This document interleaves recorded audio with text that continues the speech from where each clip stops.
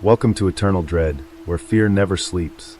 Tell us where you're watching from, and what time it is, because terror has no limits.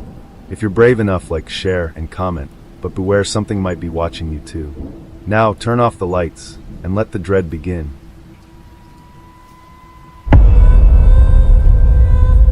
I always wanted to photograph the Scottish Highlands. The way the mist curls over the mountains, the way the heather turns the hills into a sea of purple. It's like something from another world. I never expected to find out just how true that was. It was late September when I made the trip. I'd planned for a full week of hiking and photography, working my way north. I had a tent, plenty of food, and my camera gear. I wanted solitude. Instead, I found something ancient, something terrible. The first few days were uneventful. I set up camp near a loch one night, and the wind howled through the valley, but nothing unusual happened. On the fourth day, I decided to explore a particularly remote glen I'd spotted on the map. It had no roads leading to it, just a winding deer trail. Exactly what I was looking for. I don't know when I first felt it, like I was being watched. I brushed it off as paranoia. You're alone in the wilderness, of course you feel watched. But as I climbed higher into the hills, the feeling didn't go away. And then I saw them. At first, I thought it was a trick of the light, just movement in the heather. But then I saw figures, half-naked, covered in blue woad, their bodies wiry and hardened by a life spent fighting the land. They stood on the ridge above me, watching. I called out, stupidly I realize now. No answer. Just silence, except for the wind. My stomach clenched. Every instinct told me to turn back, but I didn't. I had my camera, after all. I raised it, focused the lens. Pain. Something struck my head. The world spun. I hit the ground, my vision filled with sky, then dark shapes closing in. I tried to scream, but rough hands clamped over my mouth. The last thing I saw before blacking out was a face above me, streaked with blue, eyes like ice. I woke up in a stone hut, bound at the wrists and ankles with rope made of twisted sinew. My head throbbed, and my camera was gone. The air was thick with the smell of wood smoke and something raw. Meat, maybe. I wasn't alone.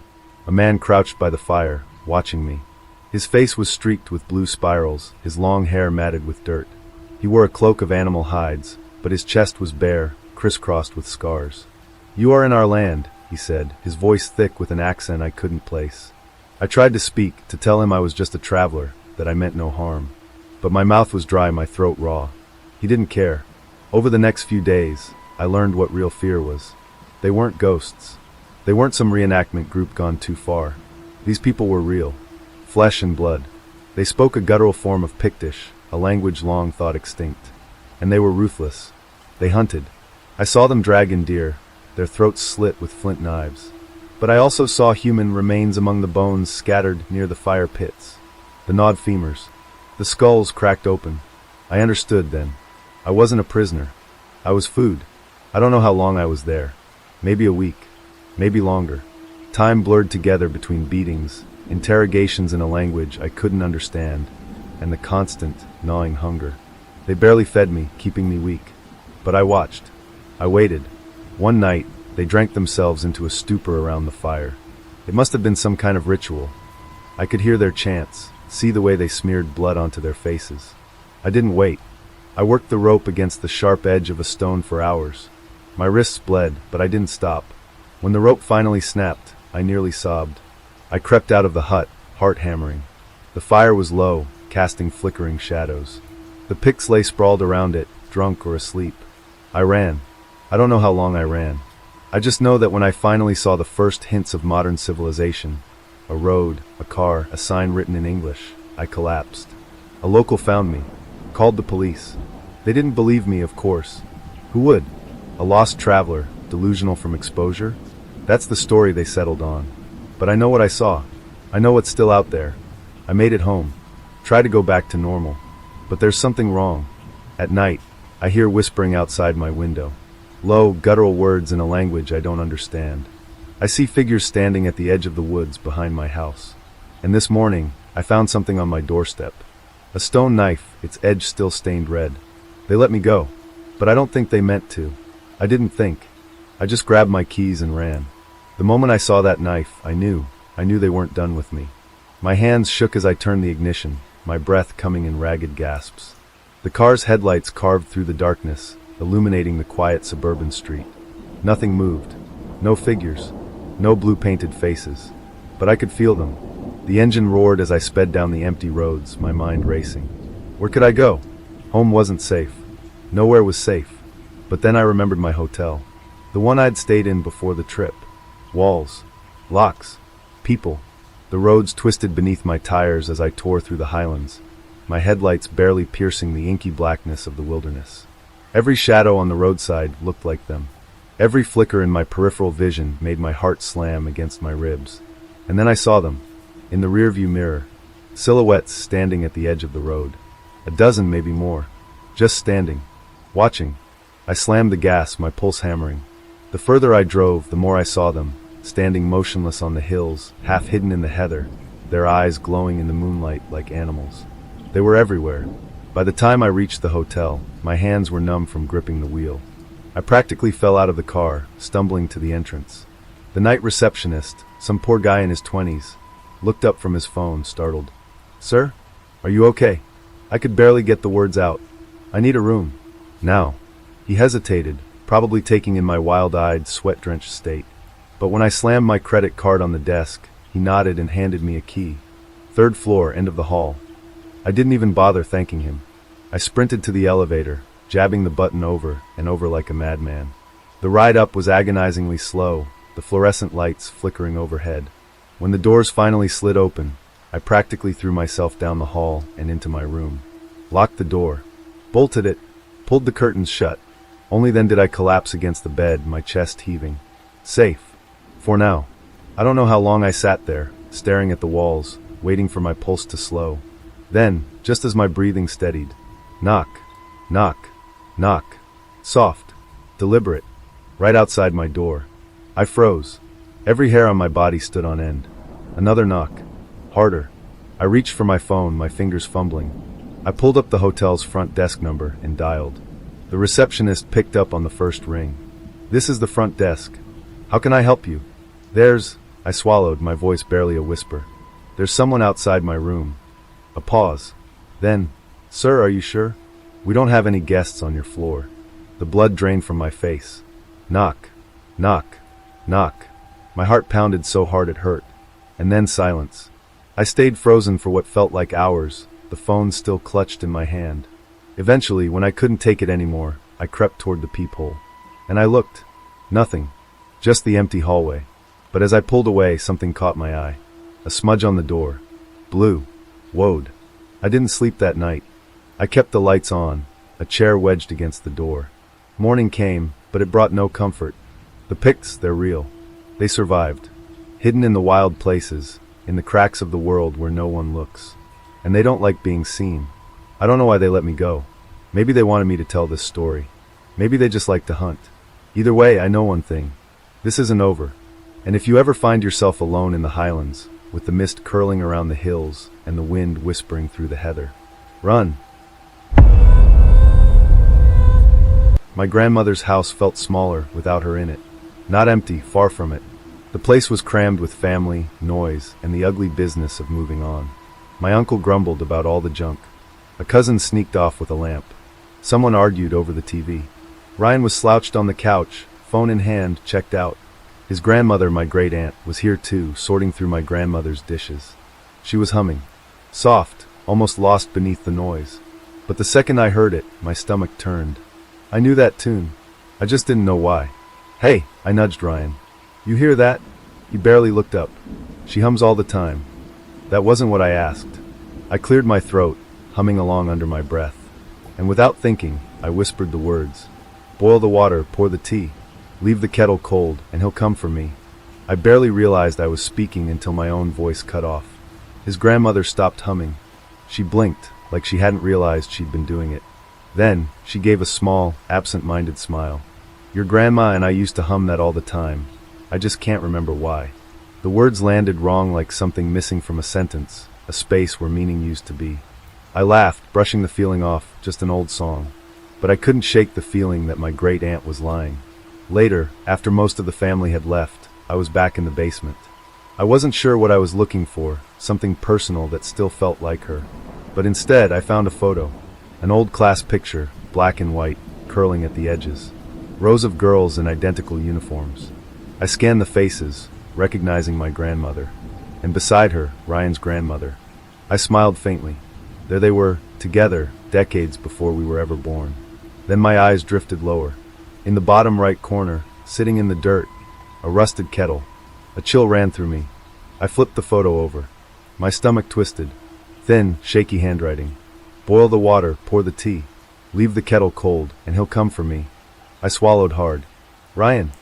He was standing near an old record player, flipping through dusty vinyl.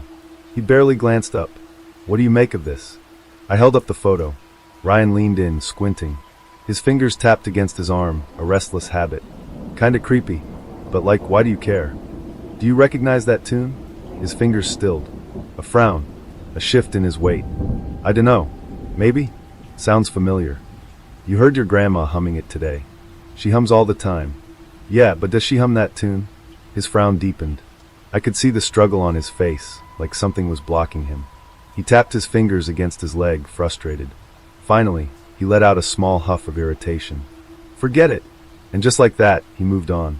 Like it never mattered. Like he was never supposed to remember. The following day, I woke up uneasy. That tune was still in my head. I found myself back in the basement. Not searching. Just drawn there. That's when I saw it. A kettle. Old. Rusted. Placed on a wooden crate, like someone had left it just for me. I swallowed, stepping closer. The handle was smooth, too smooth, worn by years of touch. I lifted the lid. Inside, a yellowed slip of paper. I unfolded it. One sentence, written in the same shaky handwriting from the photo. Stay out of the crawl space, or Mr. Kettles will get you. My breath hitched. The air felt wrong. The lights flickered. From upstairs, a whistle. I slammed the lid shut, hands shaking. Fumbled for my phone. Me dude. You home? Ryan. Nah, church with grandma. Me weird shit happening. Call me later. Ryan bet. I stared at the screen. Something cold and horrible settled in my stomach. My phone rang an hour later. Ryan. I answered immediately. Dude. Heavy breathing. The distant sound of tires skidding. Bro, I. A horn blaring. His breath caught. Like he'd just realized something. Like something had clicked into place. Then, in a whisper, I remember. The sound of screeching metal. A crash. A sharp inhale. Then, silence. The call cut out. Asterisk. I couldn't look at Ryan's picture board. I wouldn't. Instead, I wandered to his grandmother's. And froze. There, taped to the board, nestled among the other memories. The same school photo. I stepped closer. My pulse thundered in my ears. Ryan's grandmother was gone. Ryan stood in her place, smiling. My breath hitched. My hands shook as I reached out, ripped it from the board. I turned it over. More shaky handwriting. A whistle cries, the door is shut. Once remembered, your time is up. A chill slid down my spine. Somewhere in the funeral home, a kettle began to whistle. I've been holding on to something that's eating me alive. Maybe I'm crazy. Maybe none of this is real. But I need to tell someone, and this is the only option left I have to turn to. My name is Sean. Let me take you back to when it all started. At 25, I thought I had it all figured out. Ash and I were high school sweethearts. You know, the kind of love story people write movies about. When I slipped that ring on her finger, the whole world seemed to glow. And the wedding? God, she was radiant. Even her mom outshone every star in the sky that night. I couldn't remember a lot about my childhood, I guess in a way that pushed me towards building a whole new family. Then life decided to throw its first curveball. One wrong move at my union job, and suddenly I was trapped in physical therapy, watching the weeks blur into months. The bills started piling up like the autumn leaves, and that's when the cracks began to show. Ash picked up extra shifts at a local store, while I found comfort at the bottom of a bottle. I should have known better, but I didn't. And that's not the worst part. Not by a long shot. No, this seems like a minuscule compared to what I'm preparing to tell you. The divorce papers came as no surprise. Neither did losing the house. Ash deserved better than what I'd become, and I couldn't blame her for saving herself. So there I was, another statistic, another failed marriage, another guy starting over in the city. Found myself a one-bedroom apartment. You know how it goes, when the city folk flood into the suburbs, us working stiffs can sometimes catch a break on rent in the city. Waiting until they decide to come back, and then my rent will be fucked. Living alone was a big struggle. 25 years old, and I'd never really been by myself before. Not as far as I could remember anyway. Everything was going as well as it could be at the new place. Adjusting was difficult. Unfortunately, though, I started to feel very deeply alone. No surprise, I knew there'd be a sort of grieving period when moving in on my own. But it became mind-numbing. Silence became my enemy. Strange, since I once craved those peaceful moments, but then the quiet felt like a black hole, swallowing everything that once made life worth living. The apartment groaned at night, and each sound was a cruel reminder. No more midnight daddy whispers, no pitter-patter of sleepy feet down the hall. I've never felt more alone than in that king-size bed, a vast wasteland where Ash's warmth used to be. Sometimes I forgot, just for a second. I'd turn to share something funny I saw on my phone with her, my lips already forming the words before reality crashes back. There's only empty space where she should be. Our wedding photo lied buried in a box I couldn't bear to touch, along with Emma's messy finger paintings and Jack's worn baseball mitt. Artifacts of a life I couldn't bear live anymore. My hands still search for them in the dark, muscle memory refusing to accept what my heart knows. Mornings were just motions. Coffee tasted like ash. Breakfast is a symphony of silence, and Ash's chair mocks me from across the table, her half-finished crosswords forever frozen in time. I've started talking to myself, desperate to hear something, anything. But weekends? God, the weekends are just endless. No sideline cheering at soccer games, no blanket forts during family movie nights, no kitchen chaos with pancake batter everywhere and sticky-faced kids giggling at the table. 3 months in this place, and it was still just a shell with furniture. Home was wherever they were, which meant I was left in that husk, suffocating in all that goddamn quiet. One memory surfaced tonight, cutting through decades of fog. I was small, nestled in my mother's lap, and for the first time since everything, I could see her. Really see her. Her hair caught the light like copper wire, waves cascading past her shoulders, and her hazel eyes shifted colors like autumn leaves in a stream, brown to green to something almost blue. Her fingers worked through my hair, gentle at first, until her words turned that tenderness into something else entirely. There are places, she whispered, her voice like honey over broken glass, where existence itself changes. Not empty, exactly. More like a space between spaces, where everything we know just stops. I twisted in her lap to look up at her, but her eyes were fixed on something far beyond our living room walls. We could reach it, leave everything behind, all the weight, all the darkness that follows us. And there are things there, beings that could show us the way. They don't belong in our world, but they understand the paths between. Like monsters? My child's voice seemed to echo strangely in the memory. She flinched, just slightly. No, more like guides. They could take us somewhere safe. Somewhere where pain can't follow. Just you and me, in the right kind of nothing. Would we be safe, Mom? Like we've always. Her voice crackled like static, her attempt at my name fragmenting into impossible sounds. Wanted. The memory releases me, dropping me back into my empty living room like a stone into dark water. Something about that conversation feels wrong, twisted, like a door that shouldn't exist in a familiar hallway. Why surface now, after all these years? Is it connected to my blank space, that yawning chasm between my 13th year, when my mother was attacked and I vanished, and my inexplicable return? The therapists called it trauma response, this wall between me and my past. But this memory, I must have been 9, maybe 10. It's the first glimpse I've ever had of the time before, and now that I've seen it, something has changed. My house started feeling wrong ever since that moment. The shadows don't just darken the corners anymore, they pulse with a sick, hungry rhythm. Each time I lift my beer, they seem to ripple, as if breathing. The emptiness has weight now, pressing against my ribs until each breath becomes a struggle. Something flickers just beyond my vision, too quick to catch but too deliberate to dismiss. And I know, with a certainty that turns my blood to ice, that I'm being watched. The shadows have eyes. They've always had eyes. In crowds, in empty rooms, in the quiet moments between heartbeats, they're listening, waiting. And somehow, I think they've been waiting since that conversation in my mother's lap, patient as only the truly ancient can be. The first few incidents were subtle enough to doubt. My bedroom door, which I'd sworn I'd closed, would be cracked open at midnight, a sliver of darkness peering in. Then came the drawers, gaping open like hungry mouths when I'd return home. Cups vanished from countertops, only to appear days later in impossible places. The TV developed a mind of its own, crackling to life in the dead of night, its screen casting blue light across my walls. But the moment my footsteps approached, it would die, an electric wheeze following the darkness the empty screen brought. The door incidents escalated. No longer content with subtle cracks, I'd wake to find it thrown wide open, as if something had burst through while I slept. I searched every inch of my house, my closet, under my bed, the tiny gap behind the water heater, convinced someone had taken up residence in my walls. But the apartment is small, not much room for people to hide, only shadows that seemed to deepen with each passing day. Then, just as suddenly as hell broke loose, everything went still. The silence that followed wasn't peace though, it was worse. I tried to convince myself it was over, desperately clinging to that thought as days melted into weeks. Life took on same facade of normalcy I had before: wake up, work, come home, lose myself in mindless reality shows until sleep came.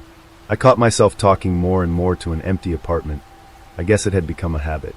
Maybe it was the loneliness. That Friday night, 3 bottles of beer deep into a game show marathon, I felt almost normal again. The contestant on screen fumbled an answer, so obvious it might as well have been written in neon. A laugh bubbled up from my chest, loose and genuine. "Idiot," I snorted, shaking my head at the TV. That was an easy question. The response that followed, the response I didn't expect, came from just behind my left ear. "Hey!" The whisper slithered into my ear like ice water down my spine. I whipped around, heart thundering against my ribs. Empty room. Just the TV's laughter echoing, and my ragged breathing. "Hey!" Closer this time. Intimate. As if something had pressed its lips right against my ear. I launched myself off the couch, fists clenched so tight my nails cut half moons into my palms. "Who the fuck is there?" The voice that answered wasn't human. It used my words, but wrong, like someone had recorded my voice and played it backward, but it warped. "Who the fuck is there?" It rasped, a wet, guttural mockery of my own terror. I immediately called the cops. But they were useless. They swept through my house with flashlights and condescending smiles, finding nothing but a man they clearly thought was losing his mind. Maybe I was. The look in their eyes, that mixture of pity and professional detachment, told me everything I needed to know about how I sounded. The activity resurged with vengeance. I tried escaping to bars, surrounding myself with the white noise of humanity, but it followed. Drinks would leap from tables when no one was near. My wallet would slip from my pocket again and again, no matter how securely I tucked it away. My keys would migrate across tables when I looked away, as if pulled by invisible strings. I stopped going out, terrified that whatever haunted me might attach itself to someone else. I knew I couldn't keep waiting, letting whatever it was continue to torment me. So I made a choice, one I'd soon add to my ever-growing list of regrets. I called my father. Our relationship was complicated enough, but ever since I came back, he'd become something else entirely. A shell, a ghost wearing my father's face. The phone rang once, twice, then a voice unfamiliar. "Hello, this is Nurse Hannah at Redacted Nursing Home. How may I help you?" My throat tightened. "This is Sean, Redacted. I need to speak with my father, Austin, Redacted. One moment. Connecting you to room 12. The line crackled, and then, Who the hell is this?" My father's voice, raw and hostile. "Dad? I need to. Son." His tone shifted, broke. "My son died a decade ago. Him and my wife both. Gone." Ice spread through my chest. "Dad, I didn't die. I'm right here, talking to you. It's Sean. That's not my son's name." He was shouting now. "My boy was Noah.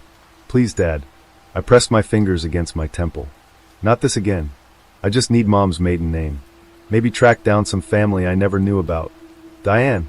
His voice softened at her name. "Her brother Kent lives out in the sticks. Weird one, that man." My pulse quickened.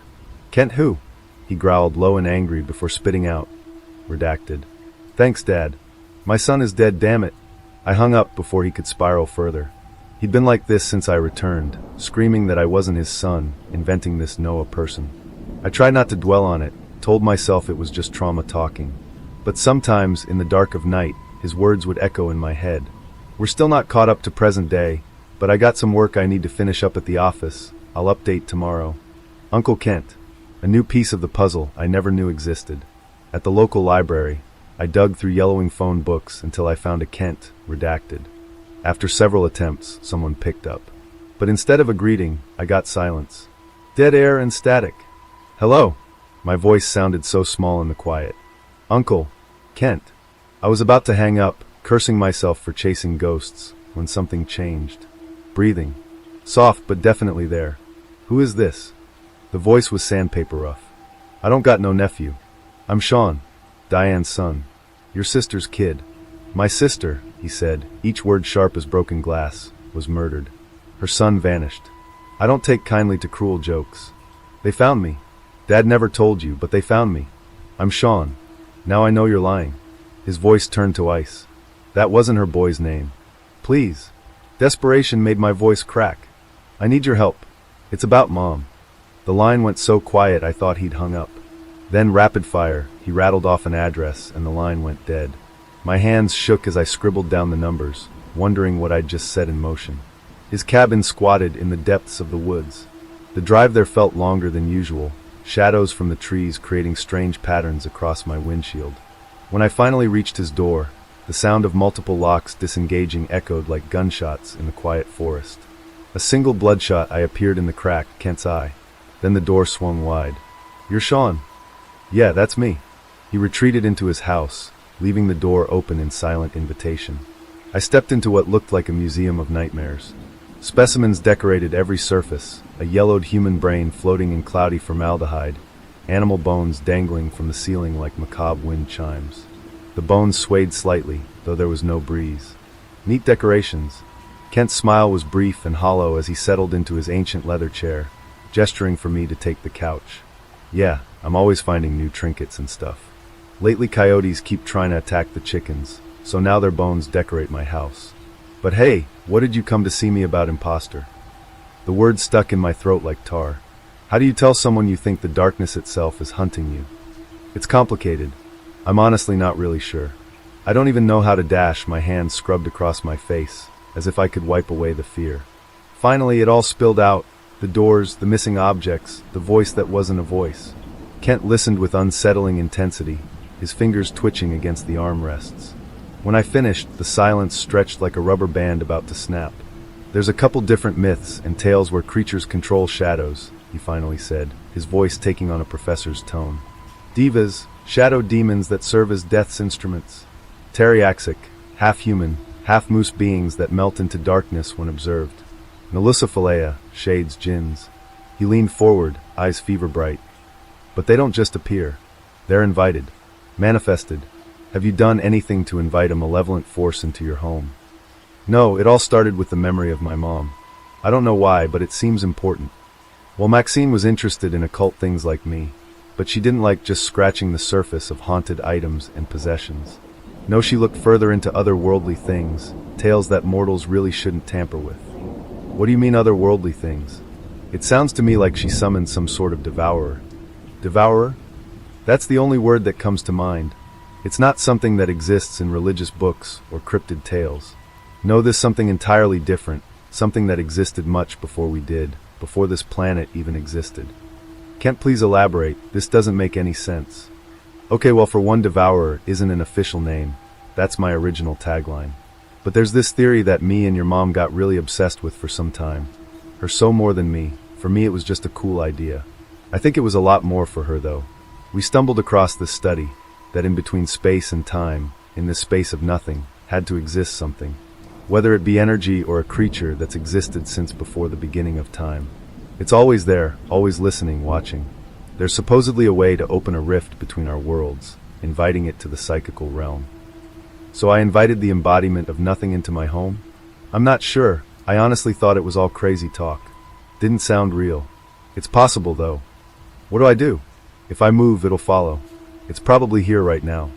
The moment the words left my mouth, the bone chimes above us began to sway and click against each other. No windows were open. No doors. No wind. It probably wasn't until you said that. Kent's voice had dropped to a whisper. This isn't fucking funny. Whatever this thing is, it's tormenting me. It won't leave me alone.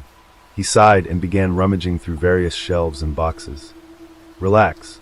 Nothing has really happened yet. I understand it's scary, but that's why it's getting worse. You can't let it feed on your fear. Stay positive. Find some humor in it. You can't be serious. I have a demon or something in my house, and your suggestion is to just be positive. Sean, I think it's feeding off your fear. You came to me for help. This is what I have to offer. He He pressed several purple crystals into my palm, along with a gnarled bundle of sage. Amethyst to ward off negative thoughts. Sage for protection and peace. The bones continued their gentle dance above us, and somewhere in the shadows of Kent's cabin, I saw something flicker in the corner of my eye. At first I thought it was an illusion, or I saw something wrong, but no.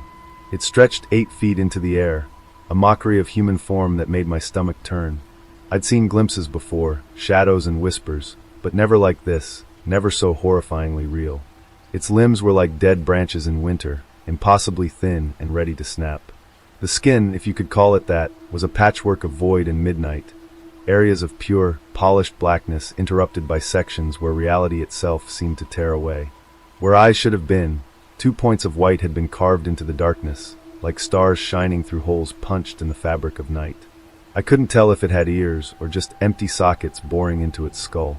And there it stood, raising one grotesque hand in greeting. Those fingers, Christ, those fingers. They sprouted from tiny palms like spider legs, stretching endlessly. There! Look! I jabbed my finger toward the horror, but Kent saw nothing when he turned. Just another dark corner in another dark room. He kept talking about positive energy and mental fortitude, about how I could push this thing out of my life if I just believed hard enough. But as I left his house that night, I watched my own shadow betray me. When light spilled from Kent's doorway, my shadow jerked away like a startled animal, slithering into the woods with a life all its own. Walking home, I let my mind wander where Kent would have warned me not to go. The thing was becoming physical now. Was that the point of no return? Or was that thought itself the trigger, the belief that would cement its existence? Had it been hiding in my shadow all along, watching, waiting? The questions piled up like autumn leaves, and then a dangerous thought drifted through my mind. If it could manifest physically, maybe I could talk to it. Maybe I could finally get some answers. But no, that was exactly the kind of thinking that would make things worse. I clung to Kent's advice instead. Crystals, incense, positive thoughts. And somehow, remarkably, it worked. The darkness receded, and for a while, I was free. We also had created a rule. Do not, under any circumstances, create a fear relating to this demon. It sounds complicated, I guess, but it just meant don't think about it. Somehow all of this worked. I apologize for the fact that today's passage isn't as long. Didn't really have much to add besides my meeting with Kent. We're still not caught up to present day, so we have more ground to cover. I'll definitely update tomorrow. Thank you for everyone who's shown me support, and any further support is greatly appreciated. If you have any questions or any pieces of advice of what I should do next, please let me know. Thank you all for following this story this far. I don't exclusively notice him at night. At times, he also crouches in dark corners or lurks within a room with drawn curtains. Provided that the room is spacious enough for him, of course. He seems to avoid rooms that he doesn't fully fit in. That's the only predictable aspect of this entity's appearances that I have been able to observe over the years. I've never seen him in smaller rooms. I've never noticed him inside my home, thank God. The day I decided to tell my mom about him, I named him the Long Man. It has been how I refer to him since then. There are no distinctive features apart from how unnaturally stretched out he looks. Not only his limbs, but his head and torso as well. Just along. In elementary school, I sometimes estimated him to be about 5 meters tall. Now he usually measures 3 to 4 meters. It's possible that he shrunk over the years, but I think the difference in height might also be attributed to my perception. As a small child, everything seemed just so much larger. Still, 3 meters of this dark, creeping creature are more than enough to scare me, even as an adult. I would like to start my story with the night I first saw him. I first noticed him sitting in the back seat of my parents' car at night. I must have been really young, not even in school. I made a game out of finding shapes in the trees.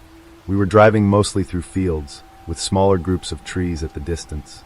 It was fun for me to imagine that the shadows of the trees in the distance were actually the outlines of dinosaurs, ready to roam the earth. Then I first saw him. I will never know if I actually saw him, or if it was just my mind playing tricks on me. Next to a group of trees, there was the silhouette of a man. I could make out the head, torso, arms, and legs. It was all black. Apart from my dad's car's light, all that there was to distinguish objects in the dark was the moon. It could have been just a weirdly shaped tree. A tree that looked like a distorted big man. Its branches formed the limbs of the figure. They were long. I think that the trees were about 50 to 100 meters off the road. At this distance, I couldn't be sure of what I was seeing. But it scared me. My imagination went wild. Just as I had imagined a T-Rex breaking loose from the shadows seconds earlier, I now imagined the long man to do so. He then lifted one arm and held it up at an angle as if he was to greet me. As if he was about to wave at me. I can't possibly tell you if this really happened. I don't know if he already existed back then, or if this was the night he came into existence within my head. I remember having goosebumps all over. I turned away and pretended to sleep for the rest of the ride. I didn't want to look out of the window again. Seeing this thing had an impact on me. I became scared of the dark, even more than I had been before. I refused to go outside at night. Sometimes, I felt like I could see him from my bedroom window. Only if the shadows between the trees in our backyard were big enough for him to hide in, of course. My change in behavior hadn't gone unnoticed by my parents. I hadn't told them what I was afraid of, as I myself wasn't sure of what I was seeing, and if it was really there. My mom waited for a few days, before she confronted me about this intense fear of the dark I had recently developed. She assured me that I could tell her what was scaring me so much at night. She wouldn't make fun of me. And she actually kept her promise. I explained how I sometimes felt watched, and if I then looked outside, I saw something in the dark. As I was just 5 years old, I couldn't articulate myself that well. My mom's first thought was that there was an actual human observing me. After I had clarified that it was no human, at least not a normal one, but more like a monster, her tone eased. She assured me that monsters were not real, and that this long man would also disappear, if I just stopped worrying about him so much. He only exists in your head, she told me. I remember thinking about her words for a long time. He would disappear if I stopped worrying. That made sense to me, because I had invented him, hadn't I? But what would happen if I couldn't stop fearing him? Have you ever had someone tell you, "Don't think of a pink elephant right now"? You can't help but visualizing one, right? That was the problem I encountered. I told myself to stop thinking about the long man. Stop wondering about what he might look like outside the shadows. Stop making up reasons as to why he was observing me. I think that during those nights in my early childhood, as I invested hours thinking about him, he became reality. He fed off my fear, and he still does, which is why he has been accompanying me for all these years. During my childhood, the long man didn't do anything but stare at me. I have never seen his eyes, but I just know that he is staring at me. I've also seen him raise his hand. He does it very slowly. An outsider probably wouldn't notice anything out of the ordinary, having a quick glance at the shadow. But I know why he does it. He needs me to know that he's there. He's there for me, because he needs my fear. You probably wonder why my fear of him never ceased, even though I've seen him again and again over many years. There are two factors. The first one is hard to describe, but I'll try.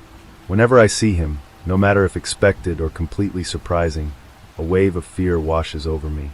For a few seconds, I feel like it's drowning me. It's an emotion I cannot control, no matter how hard I try. In my younger years, I tried to convince myself again and again that he wouldn't do anything to me. I couldn't know this for sure, but then again, I had no experience of him harming anyone. It was no use. His presence was, and still is, sinister. The word that describes it best is just wrong. His warped silhouette doesn't belong to this world. He's like a bad imitation of a human. The way he moves, even if slowly, is crooked. I instinctively know when he's there. My body gets hot.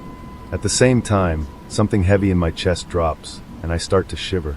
I always know it. This heavy physical reaction always subconsciously told me that he must be evil. It would take a few years until this theory was definitely proven, but after I saw what he did to Rita, I was sure. This is the second factor that causes me to fear him, that I now know what he is capable of. Rita and I became friends in second grade. For obvious reasons, I have always been sleep deprived and I have had trouble keeping up with schoolwork.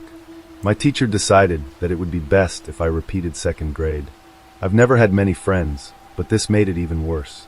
I knew nobody in my new class, while the other kids were secretly calling me stupid behind my back. As my tiredness caused me to sometimes appear a little slow, Rita was always friendly with me. After I'd known her for a few weeks, she had helped me with schoolwork, and we had met each other's families. I came to face a dilemma. I wanted to tell her of the long man. I wanted her to understand that there was a reason for my fears. Then again, back then, I had no clue if others could even perceive his presence. I didn't want her to think that I was crazy. It took some time, but I came to the decision that it would be best to tell her. I remember this night very clearly. One night in late autumn, We were having a sleepover. She basically started the conversation herself, as she asked me if there was something specific that I didn't like about the darkness. I told her that there were sometimes shapes and silhouettes that looked like they didn't belong. After she claimed to have seen such things herself, every kid has, I would guess, I told her everything. I think she just wanted to be supportive. I told her that he would probably wait outside that night as well. She was eager to see him, and to my absolute surprise, she did. At about 10 p.m. that night, I started to feel his presence. That hot feeling of doom and fear came over me, even though we were inside. I peeked through the curtain and noticed him. On the other side of the street, there was a small passage between two houses. He had squeezed in there. I could barely make out his outlines. At the same time, I was completely sure that he was there. Rita told me she could vaguely see him too. She then did something that I had never done. She waved back at him. He had always been passive, never reacted to what I did. But now he looked at Rita. His long head moved slowly. He didn't raise his hand towards her. I expected to see fear and surprise in her eyes, but she looked as fierce as ever. She told me that she knew I wasn't stupid or crazy, and that I wouldn't make something like this up. At that moment, I felt extremely grateful. I wasn't alone with this thing anymore. The feeling of relief lasted for a few days. After all, I now had proof that I wasn't crazy, which had been something I didn't know I needed. But it felt assuring. The rest of this is hard to write down, even so many years after it happened. I will try to explain what happened as best as I can, while keeping it short for my own sake. I want to relive as little of it as possible. After Rita's first encounter with him, we often discussed what he was and what we could do about him. In retrospect, I'm sure that all our talking about him made him stronger. It was stupid.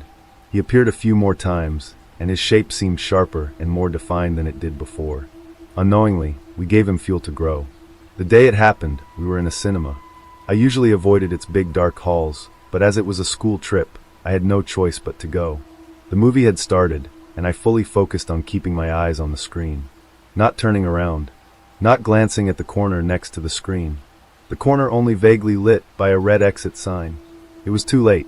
He was there. He lingered, the form flickering a bit. His neck and limbs stretched even more for short moments, only to then shrink a little.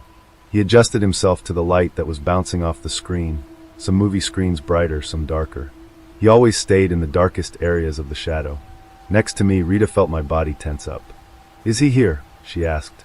I nodded towards him. Before I knew what was happening, she slid out of her seat. I froze. I think she felt reassured by the presence of so many other people, but I'll never know what exactly it was that motivated her to approach him. I saw her move towards the exit. Towards him. Nobody else cared to look. And that was it. She merged into the shadow. It was hard to distinguish her in the dark. For the blink of an eye, I saw her. I don't know, she changed.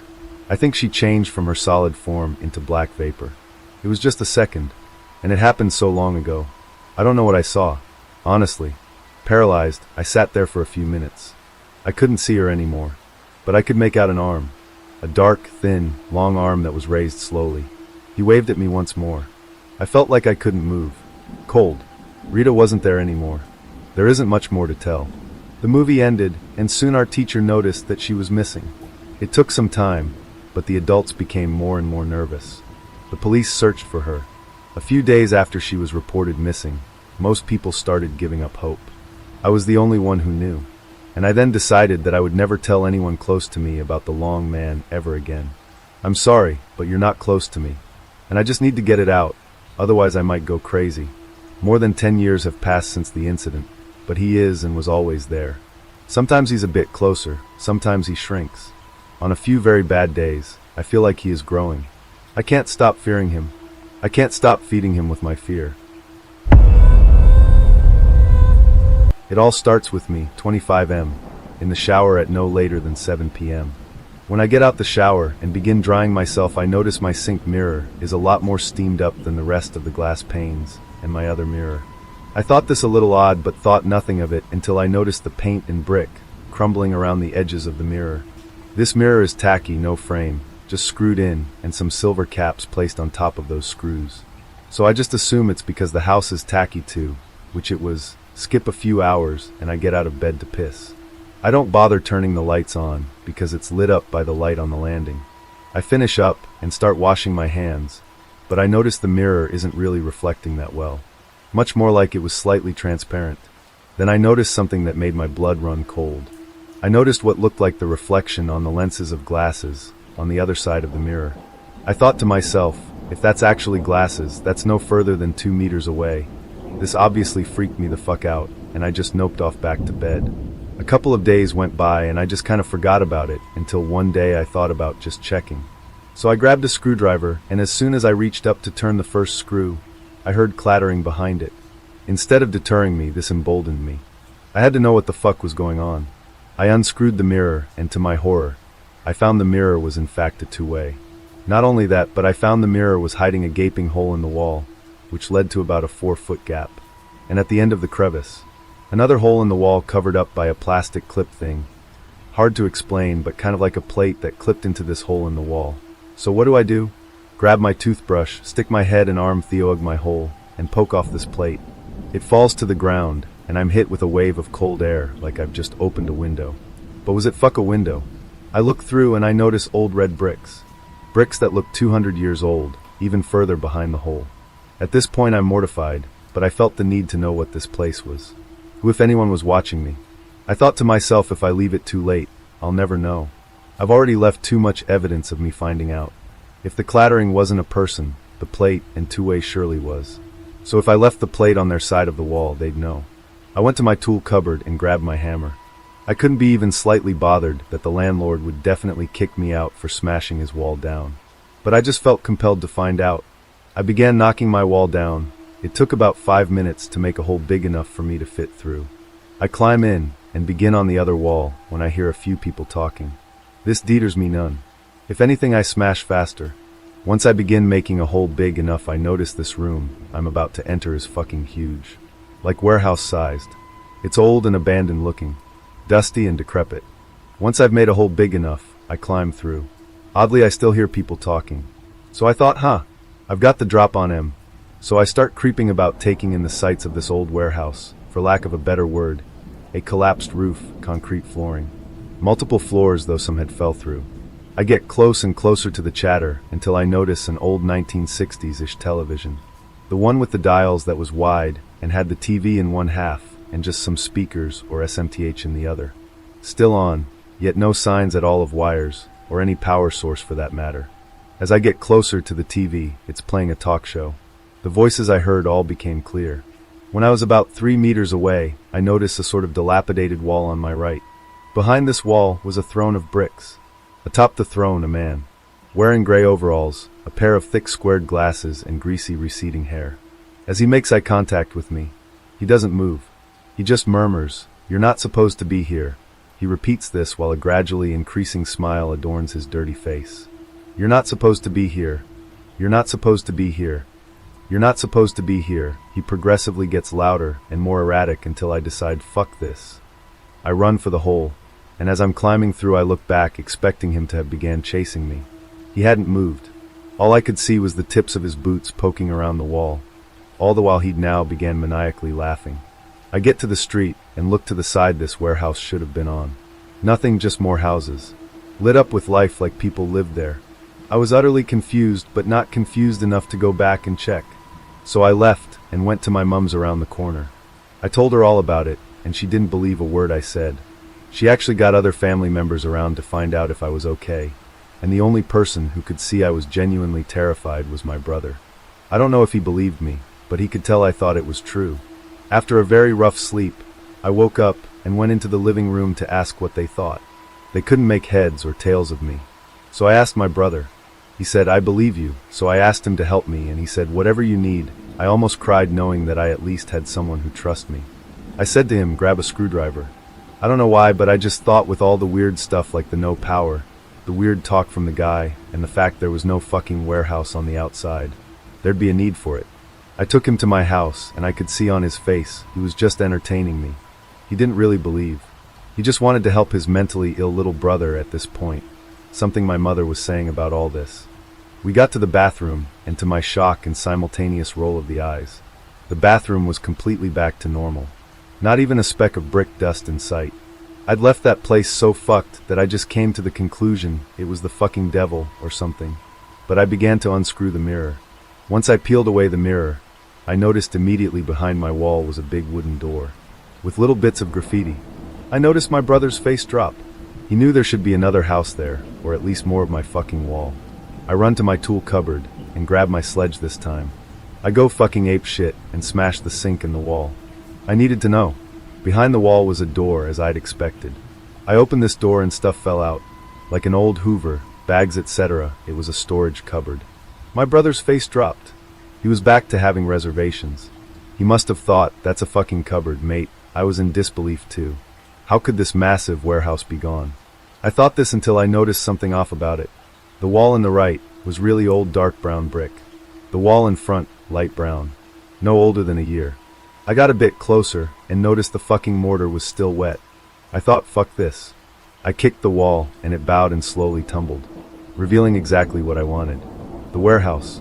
I kicked down the rest of the wall and my brother interrupted with, I can hear that TV.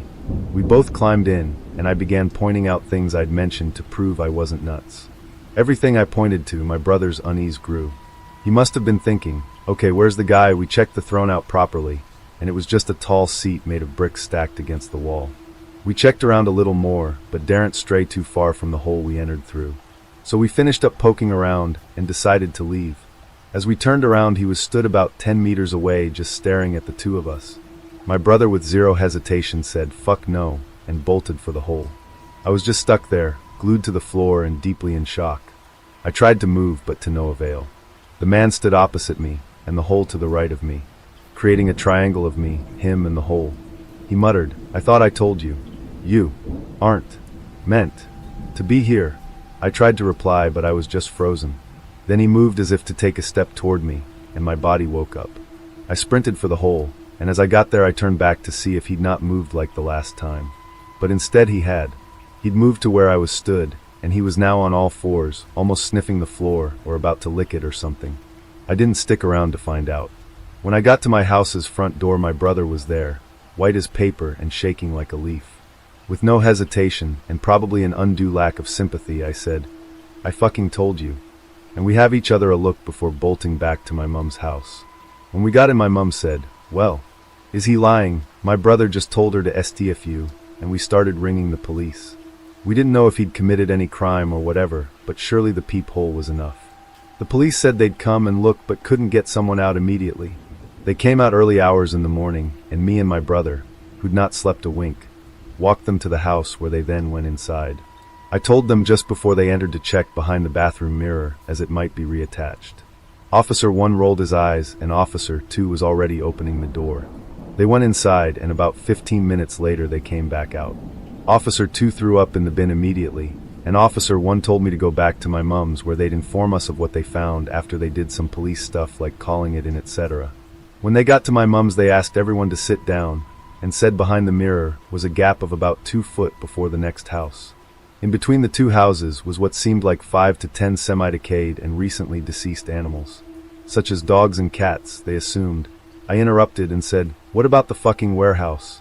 They assured us there was no warehouse, but definitely something to look into. After weeks or months of dribs and drabs of information from the police, they finally gave us a definitive answer.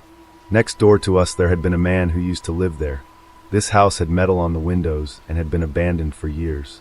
Before I'd moved in anyway, and he had severe special needs.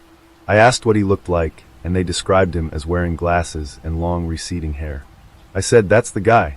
But they replied, he died in that house about 9 years ago. I was in disbelief. There was no warehouse as they'd ripped down the two houses entirely. There was no man as he'd died almost a decade ago. No TV, no peephole, no throne.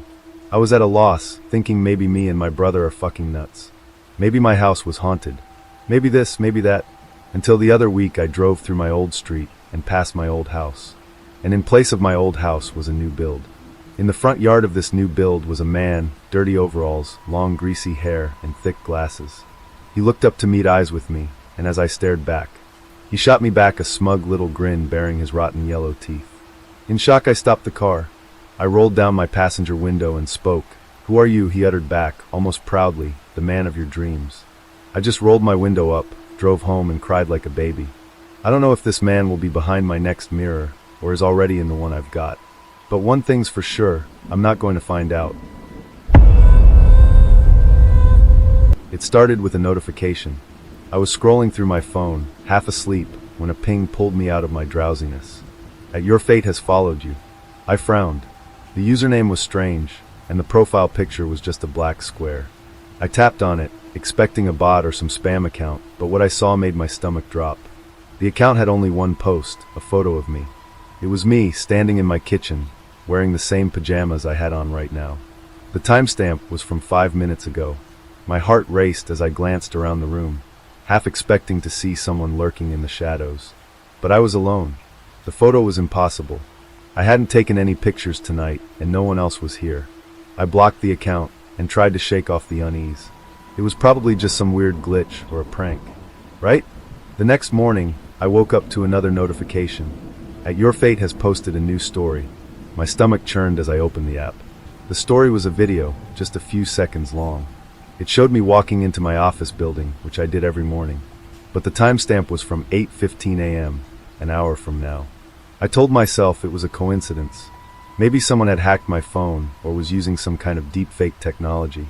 But as I walked into my office at exactly 8:15 a.m., I couldn't shake the feeling that I was being watched. The posts kept coming. A photo of me tripping on the stairs at work. A video of me spilling coffee on my shirt. Each one was time-stamped for the future, and each one came true. I tried to change my actions. I took the elevator instead of the stairs. I avoided drinking coffee. But no matter what I did, the predictions always came true. It was like the account wasn't just predicting my future, it was controlling it. I reported the account to the platform, but nothing happened. The posts kept coming, each one more unsettling than the last. Then one night, I got the notification that changed everything. Your fate has posted a new photo. I opened it, my hands trembling. The photo showed me lying on the floor of my living room, my eyes wide and unseeing, a pool of blood spreading beneath me. The timestamp was for tomorrow night. I didn't sleep that night. I called the police, but they brushed it off as a prank. I thought about leaving town, but what if the account followed me? What if there was no escaping it? The next day, I tried to stay in public places, surrounded by people. I even considered checking into a hotel, but something stopped me.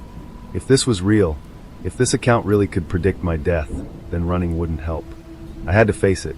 As the hours ticked by, I grew more and more paranoid. Every sound made me jump. Every shadow seemed to move. By the time I got home that night, I was a nervous wreck. I locked all the doors and windows, turned on every light, and sat in the middle of the living room, clutching my phone. The timestamp on the photo was for 11:47 p.m. At 11:30, I started pacing. At 11:40, I called a friend, but they didn't answer. At 11:45, I heard a noise outside. My heart stopped. I crept to the window and peeked through the blinds. The street was empty, but then I heard it again, a soft tapping, like someone knocking on glass. It was coming from the back door. I grabbed a knife from the kitchen and approached the door, my breath coming in short, panicked gasps. The tapping grew louder, more insistent. I reached for the handle, my hand shaking so badly I could barely grip it. I opened the door. There was no one there. I let out a shaky breath and started to close the door, but then I saw it, a shadow, moving in the corner of my eye. I turned, but it was too late. Something slammed into me, knocking me to the ground. The knife clattered out of my hand as I struggled to get up, but a weight pressed down on me, pinning me in place. I looked up and saw myself. It was me, but not me. The figure had my face, my clothes, but its eyes were black voids, and its smile was too wide, too sharp. It leaned down, its breath cold against my skin. "You should have listened," it whispered. Then everything went black. I woke up on the floor of my living room, my head pounding. For a moment, I thought it had all been a nightmare. But then I saw the blood, my blood, pooling beneath me. I tried to move, but my body wouldn't obey. My vision blurred, and I realized I was dying. The last thing I saw was my phone, lying on the floor beside me. The screen lit up with a notification. Your fate has posted a new photo. The account is still active. It posts every day, photos and videos of people going about their lives, unaware of what's coming. Sometimes it posts their deaths. I don't know who or what is behind it, but I do know this. If you get a notification from Your Fate, don't ignore it. But don't follow it either. Because once it knows you're watching, there's no escape.